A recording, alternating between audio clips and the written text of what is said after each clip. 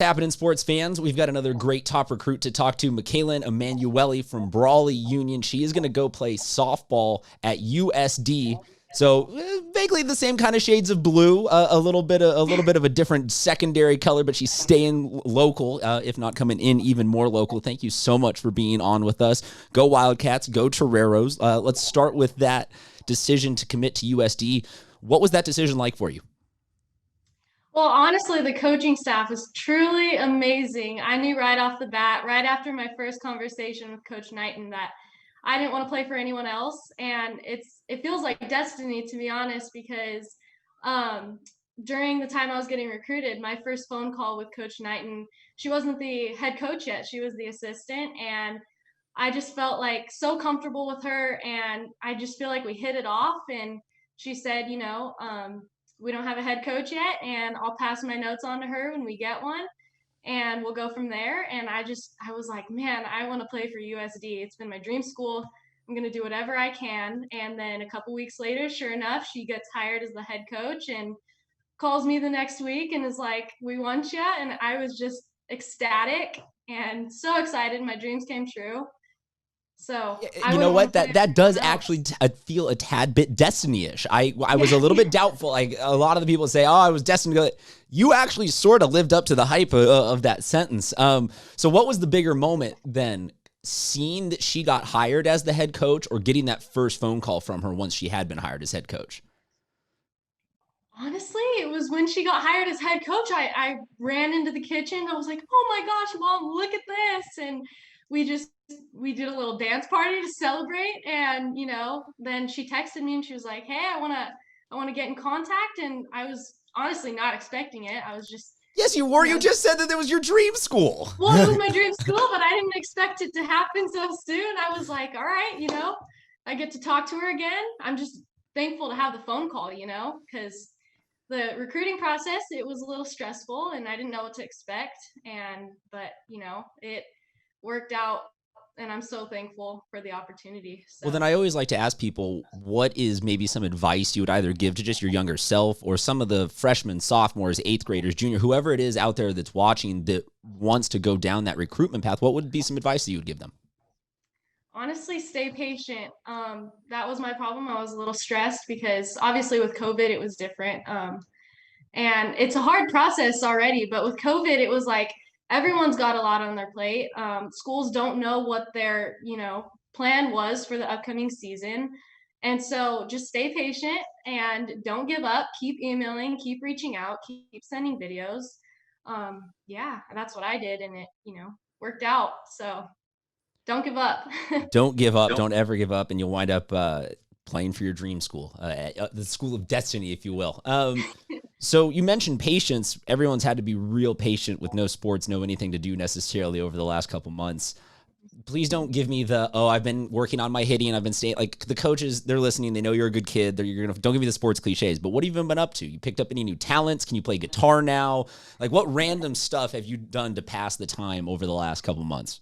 So honestly, I know you just told me not to say it, but You can get it I out of your have, system if you want to, but every athlete has these answers, and then we kind of, go yeah. ahead, give us the answer, and then we'll move on. Well, honestly, I took the time and I was like, you know what? I wanna bulk up. I hit the weight room and I turned into a little slapper, I turned from a slapper, a little base hitter into a power hitter. And I've gotten a lot stronger over quarantine, and I've been working on bettering my game, obviously, in any way possible. But I would just say I have been working out like crazy. That is how I pass my time. And So quarantine for you is just going to be like a fight movie montage where you're just out there just chopping an axe, doing all sorts of crazy stuff, and you just show up in college and you're like, home runs, home runs. I mean, that's are the we? That's goal. the goal. I did. I took positives out of COVID. It really taught me how to not take advantage of the things you love. And um, I wanted to make a positive out of it. So I really changed my game a little bit. So I guess we'll have to put that on our polls at SD Prep Insider. Has the COVID downtime turned you into a potential power hitter?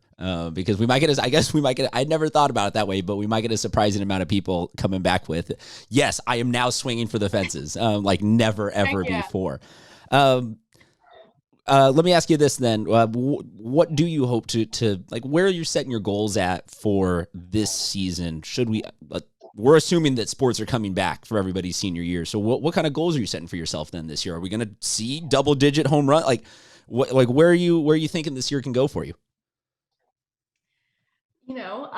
I have never really been a power hitter until obviously over quarantine. I actually just had a tournament this weekend, and I hit a couple homers, and I'm hoping that this high school season, is like a just a turn for me, and I'm excited. I plan on breaking some records for the school, and that I just want to get out there, honestly. All right, hold on. I'm clipping that part. I'm marking down the audio right now. I just want to break some records for the school. That's one of the better lines I've ever heard for where you're setting a goal for the season.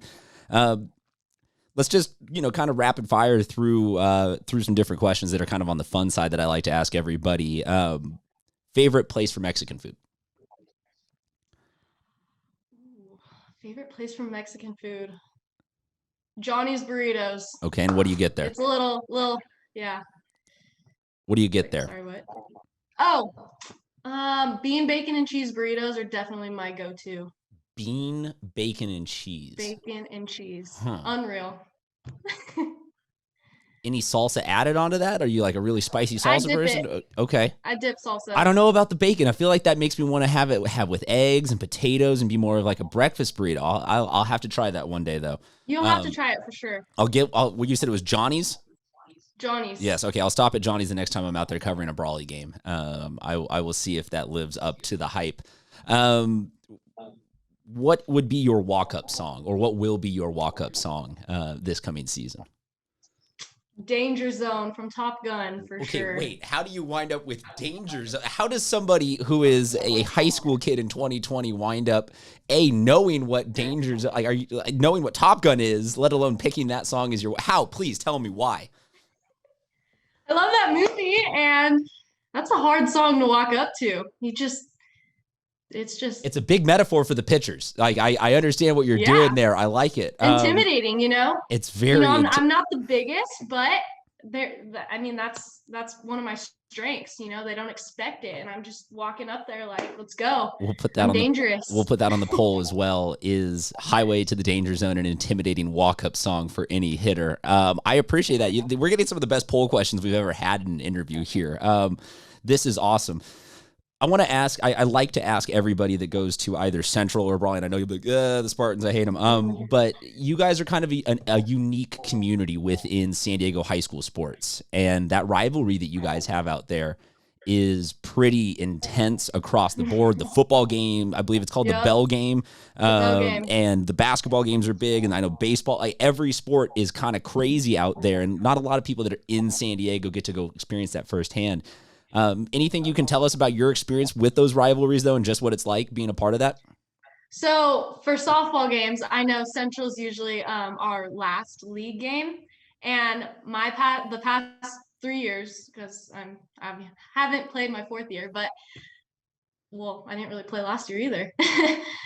The first 2 years I played, it was between Brawley and Central, and the last game depicted who took the league championship, and it was just insane. Every game we play against them is just like, whether it's in a tournament or for the league championship, it's just like the crowd is crazy. The energy in the game, like, it's just so exciting. It's nerve-wracking. It's like, I can't even tell you how awesome of an environment and atmosphere it is.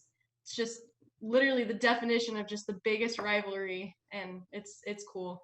Well, I appreciate you sharing that with us, and I think that it's something that if you guys can get out there for any of it, let alone, like you said, if it is for a end of the season league title is on the line, definitely worth going to check out. We appreciate you giving some of your time, and we appreciate you deciding to commit and stay local. That is very dope. That is awesome. Folks, this is not going to be the last time she will be on with us, because we'll have you back for every home run you hit, and you'll just count up one number. It'll just be the running joke throughout the show. I appreciate your time, Mikalyn. Thank you so much. Folks, this is just another one of the great athletes here in San Diego that you got to show some love and support for, and send all the positive vibe for, and stay safe for right now so that they can have their seasons back. We'll talk to you guys next time.